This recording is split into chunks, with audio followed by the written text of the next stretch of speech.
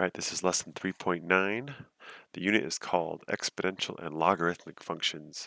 Lesson 9 is called Properties of Logarithms, round 2. So what we're going to do is just kind of build our experience with working with log properties using more complex equations or logarithms. So let's see here. We have log of x times y to the power of 3 divided by divided by z to the power of 2, or depending on what parts of Canada you're from, divided by z to the power of 2. And we're not going to discriminate the z's from the z's. We like both. Okay, so the first thing I'm going to do is use the quotient rule to split this as a difference of logs. So log of the numerator minus log of the denominator. And then I've got a product inside this log. So I'm going to break this up using our product rule. It'll be log of x plus log of y cubed, and then minus log of z squared. Okay, so then we have exponents in our logs, so we'll use our exponent rule to make those exponents a coefficient of the log. So the 3 will come up front, and the 2 will come up front here. So we'll have log of x plus 3 log of y minus 2 log of z.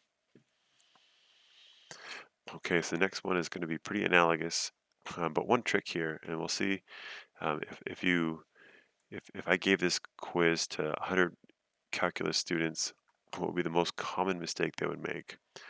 Let's see if you can answer that question during this example. What would be the most common mistake?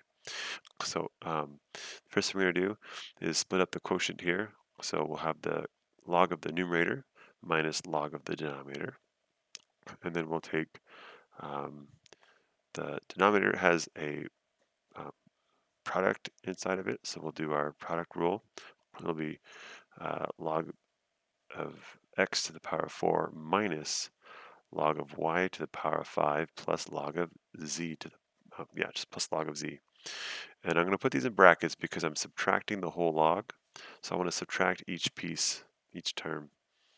So then when I subtract, it's going to be subtracting the first log and subtracting the second log. Okay, and so then I'm going to use my third rule. I'm going to bring those exponents and make them coefficients.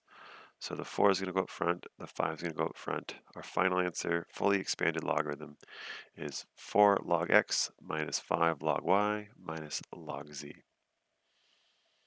Okay, so the most common mistake I would guess would be most people would put in this final answer, the most common mistake would be that people would put a plus sign right here. And so why do you think people would put a plus sign right here? Why do you think that is? Okay, so the reason is going to be because they're going to forget to put these brackets right here. They're just going to subtract, bring the subtraction down.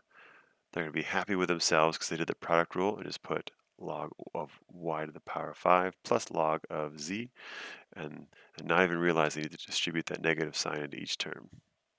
So they're going to put a plus here and bring it down here. That would be incorrect. I will, if this was a quiz question, I would love to put this as a quiz question because I want to really reinforce those algebra properties on these logs. Hint, hint, wink, wink. Okay, one more example. This one has a third root in it. So don't forget, third roots are just a rational exponent. So this would be y to the power of 1/3. Okay, so we're going to break up the quotient first. Log of the numerator minus log of the denominator.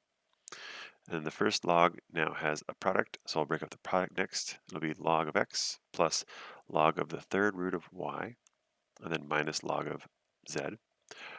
And then the third root of y, we're going to treat that third root as an exponent of 1/3. So I'm going to bring the 1/3 up front and make it log of x plus 1/3 log of y minus log of z. And yes, I threw a z in there. You're welcome, life.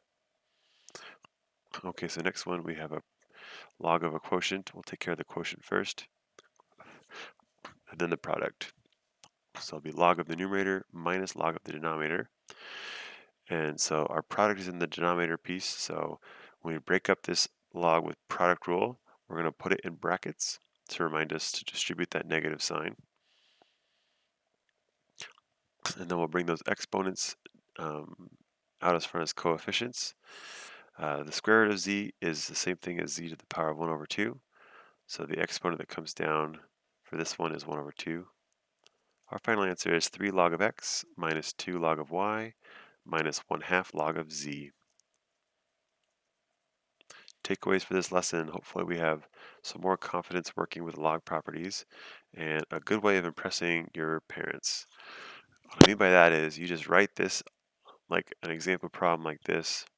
You can write this exact example problem. Put all 3 of these problems on a piece of paper. Leave it on the kitchen counter for your parents to find. Just walk away. Just leave it there. They'll find it. They'll see your name on the paper and they'll think, wow, my child is a genius.